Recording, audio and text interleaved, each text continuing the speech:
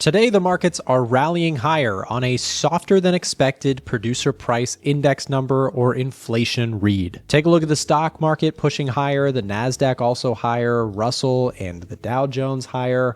And at the same time, we did get an initial push higher and a little bit of chop on the gold market, and Bitcoin is rallying strong as well. We also have a little bit of softness in the dollar as rate cuts are all but certain. And here's a look at the actual figure that came out for the producer price index number year over year.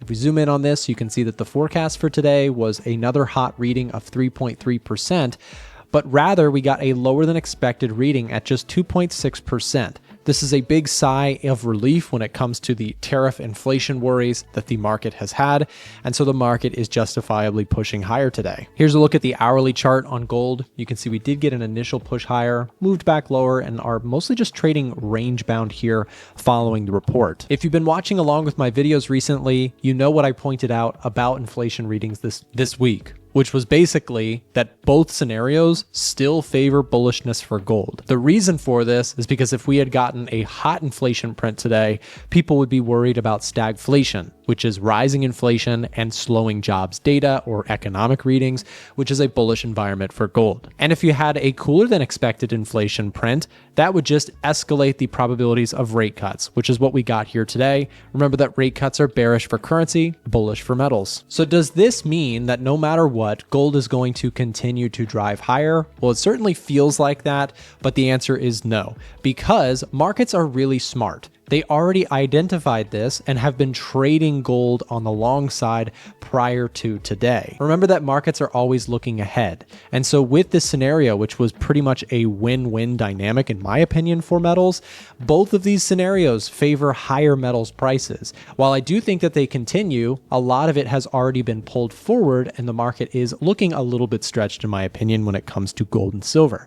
However, stretched, as we've said many times in recent videos, does not mean that gold cannot continue to the upside. However, I cannot justify going long gold without much more of a pullback than this. So for me, I've mapped out a couple scenarios in which case I could potentially see getting long gold. The first setup that I see as a possible entry point would be a pullback to the 38.2% Fibonacci retracement zone from the lows that we put in back here to the previous high, assuming this is the high. I mean, we could just take that out, which we'd have to scrap this idea and start fresh. But if we were to get a pullback into the 38.2% retracement level, that would bring us to around 35, 36 an ounce. That also lines up nicely where we saw a kind of intraday reversal and thrust higher here from gold at the prior retest of this level. So how would I map out this trade? Well, first and foremost, I would want to make sure that this size is not very large because yes, this is still a kind of uptrend, but this would be a pretty aggressive entry point on the long side. I think trading up here is ludicrous aggressive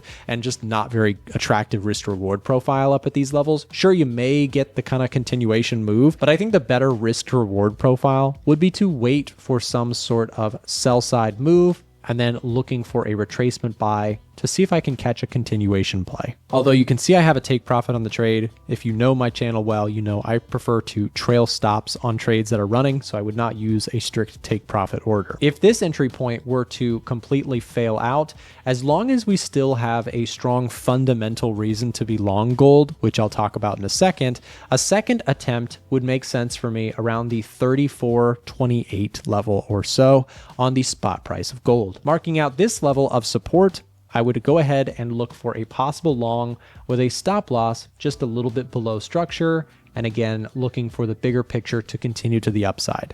So for those who are saying, what do we do with gold? Well, my opinion, again, you do what you want and whatever your trading strategy tells you to. But for me, the only thing that I can do is sit on my hands and wait. Now, I am long silver, so if metals keep going, then I'm going to continue to trail stops. We'll talk about silver and do some coverage there in just a second.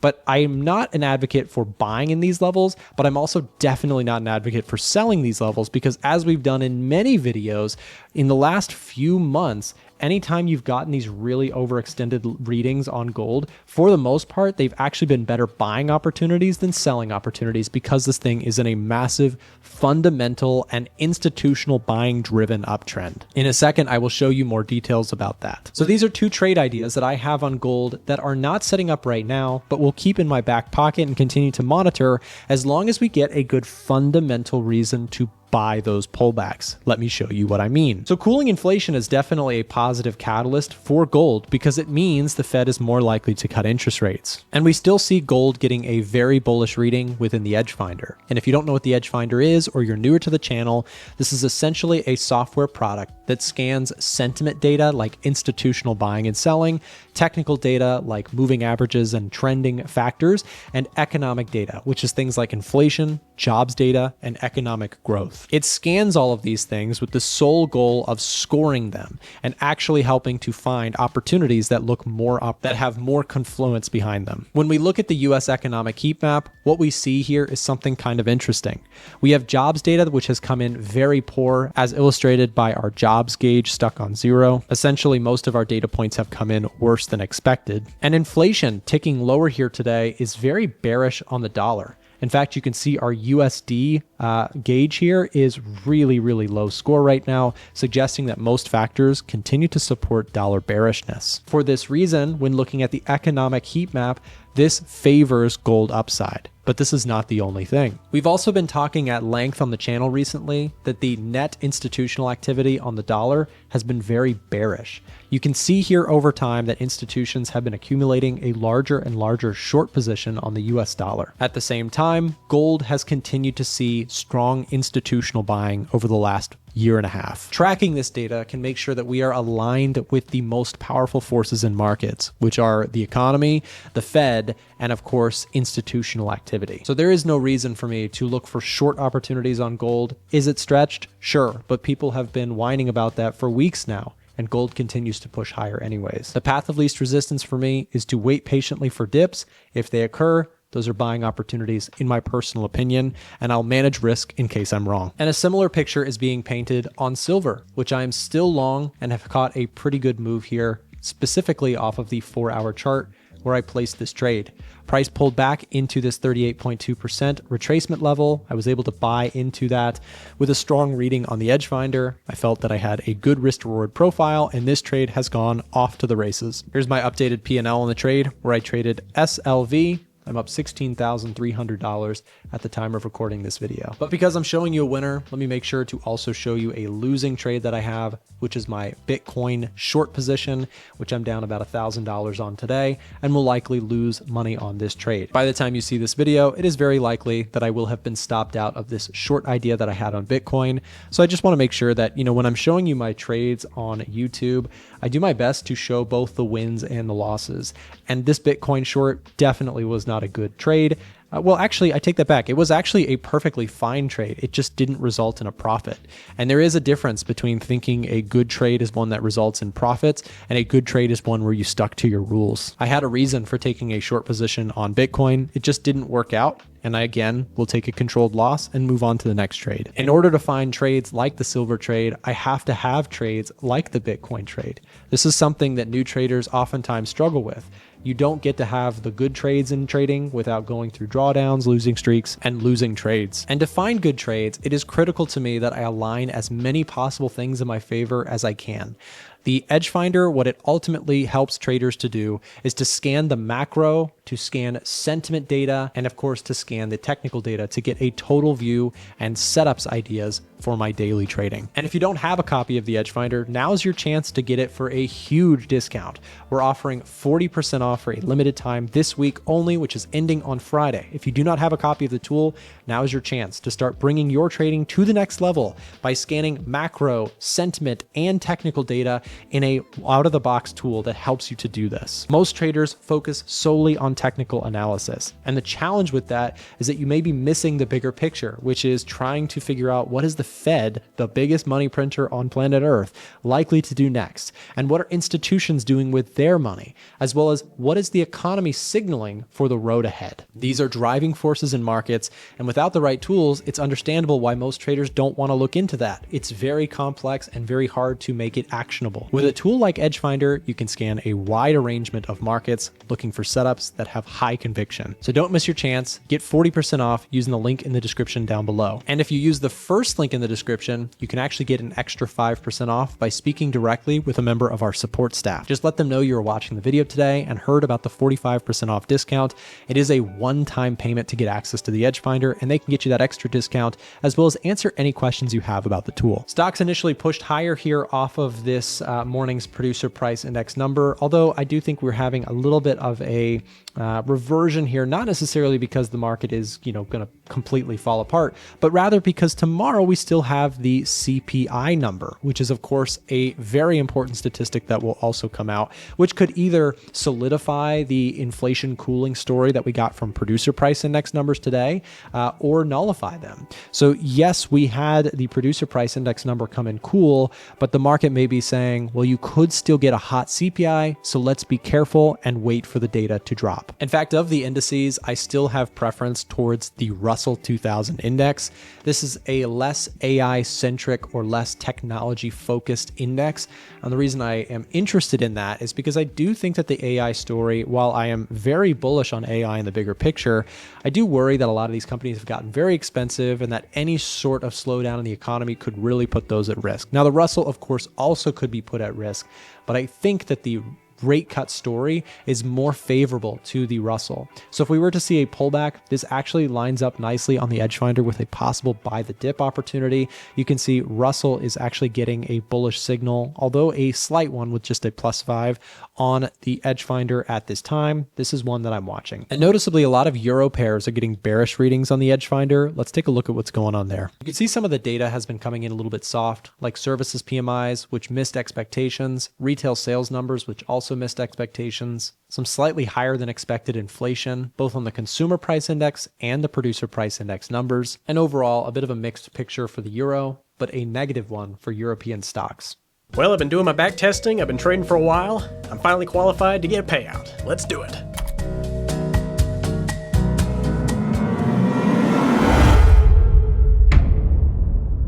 All right, move over, you bag of bones. I've been funded with Maven for a little while, and it's time to request a payout. Watch this. If you're looking to get funded, check out Maven funding down below in the description. With our promo code, as you see on the screen right now, you can get an additional discount off of any of their challenges, and they offer some of the fastest payouts in the industry. Not only do they offer really fast payouts, they also have some of the best prices in the industry by far. So if you're looking to get funded, check out Maven down below in the description. Taking a look at the German DAX, we've been stuck in consolidation here, but I actually think that this could be a short position for me if we were to see a break of this prior low here. We did see some really strong buying come into this area. If you see a failure at that level, to me, that could be a signal that sellers may be in control of this one. And here's a look at some of the major currency pairs currently. The Australian dollar getting one of the strongest readings and actually looking really strong here. As we break through the previous highs, this looks like it has room to continue, especially when the RBA has been a bit more of a hawkish central bank, which is Australia's central bank. They've been a little bit more on the hawkish side, wanting less to cut rates than perhaps other places. This dynamic does make the Australian dollar look a little bit strong relative to peers. The New Zealand dollar also seems to be breaking out of this downward channel, could potentially have some room to continue higher. I do think the path of least resistance for the US dollar is lower. In fact, when we look at the economic surprise meter, what you can see for the US dollar is things have been really lackluster here recently. What this is signaling, and feel free to pause the video if you need to read this, maybe we can zoom in a little bit more about this chart, as it is a crowd favorite for EdgeFinder users. The economic surprise meter shows essentially currencies across the board. That we'll read it really quick here. The currency eco strength page showcases economic scores for each currency. A higher score indicates that the majority of key economic metrics like GDP, PMI, CPI, etc., have recently been strong relative to economic forecasts. And conversely, a lower score indicates that the majority of key economic metrics have recently missed expectations relative to economic forecast. So for example, the Swiss franc and the US are weak because they have been lighter than expected on their economic reads. Same with the Canadian dollar. These things have been coming in lower than market forecasts. Conversely, when we look at the British pound, the Australian dollar, and the New Zealand dollar, they've been reporting stronger than expected economic data points in recent times. The euro and Japanese yen are getting neutral readings. And when I'm trading currency, this is my favorite indicator within the EdgeFinder, because ultimately economic outperformance or underperformance is what drives trends in currencies and ultimately leads to what central banks are likely to do next. If you already have the EdgeFinder, this can be found under the Economic Heat Maps tab. Simply click Economic Surprise Meter. We also have one for global stock market indices as well. If we pull this open, you can see we have the S&P 500, the FTSE, the DAX, the Nikkei, and much, much more. Remember that currencies and stocks do not have to trade the exact same.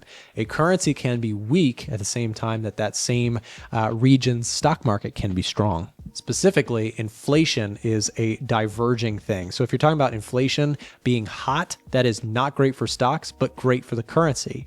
And inflation being cool is conversely great for stocks, but not great for the currency. There are exceptions to this rule. For example, hyperinflation is terrible for a currency. So, take it with a grain of salt. But mild above trend inflation is arguably very bullish for a currency, as it keeps a central bank from cutting rates or even hiking rates, or instead going the opposite extreme and hiking interest rates, which is a very bullish thing for lenders that want to lend in that economy, aka use that currency to buy specifically the bonds of those places. Speaking of bonds continue to see yields dropping here, as all expectations are pointing towards more rate cuts this year. And arguably this is a very strong force for metals and a positive one for stocks as well. We do also see volatility shrinking back down towards its lows here.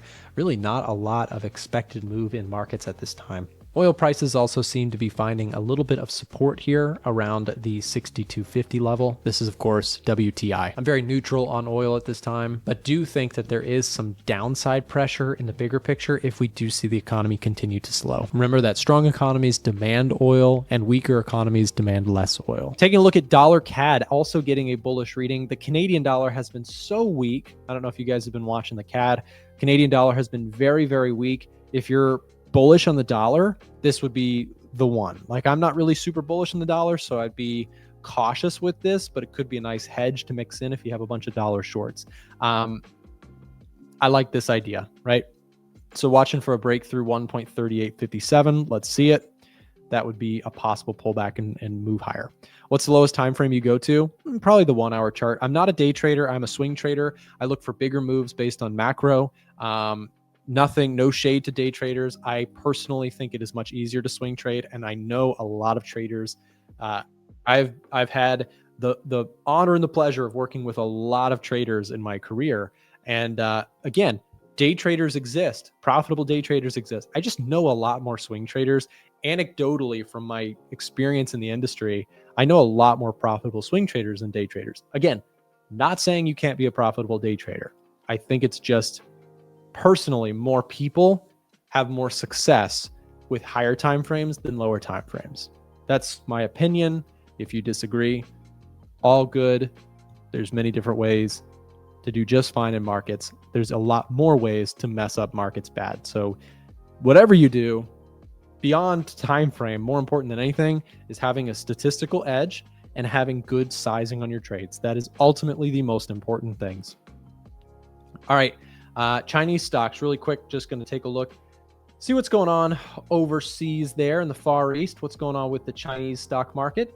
We are still pushing higher. Stocks look really good over there. You do have a push through these highs. Again, I am a little hesitant on stocks or risk assets in general at this moment, but a pullback looks attractive here for possible continuations. If I was to trade an index on the long side, it would probably be the Chinese stock market, believe it or not. Pound dollar, if we were to look here at pound dollar still looks like we're consolidating here. I think the setup here that makes more sense would be a breakout, pullback, continuation. I know we're doing something unique. We're going through all the top setups and just marking through all of it. Kiwi dollar, same story as Aussie dollar. You've got this, well, actually, the charts have diverged, actually. Got this downward channel. Would love to see a break of structure here to the upside. That would be an attractive momentum push back higher. So I like this opportunity a little bit more. Watching to see if we can break through. So we'll see what happens with Kiwi dollar. And then DAX is getting a bearish reading. I'm just going to skip to this last one because we are running short on time. I mentioned yesterday, for me to get short on the DAX, it would have to be a break of structure. Like where we currently sit, I would not be surprised if buyers kind of held this level.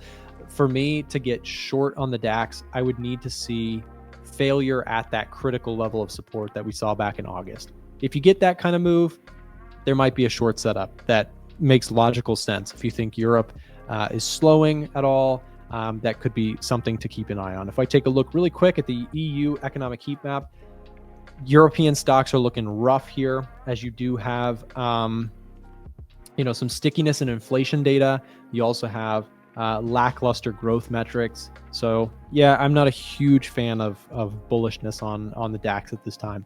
Earlier in the year, I really liked the DAX long. Now I'm a little bit more cautious. EdgeFinder, like I said, it is 45% off right now, guys. If you do not have a copy of the tool and you would like access, here is your chance to pick it up for super sale discounts. We'll drop the link here in the chat to where you can speak directly to a member of our support team and get connected with them to ask about the live stream discount of 45% off that is available for only a couple more days before we discontinue that sale.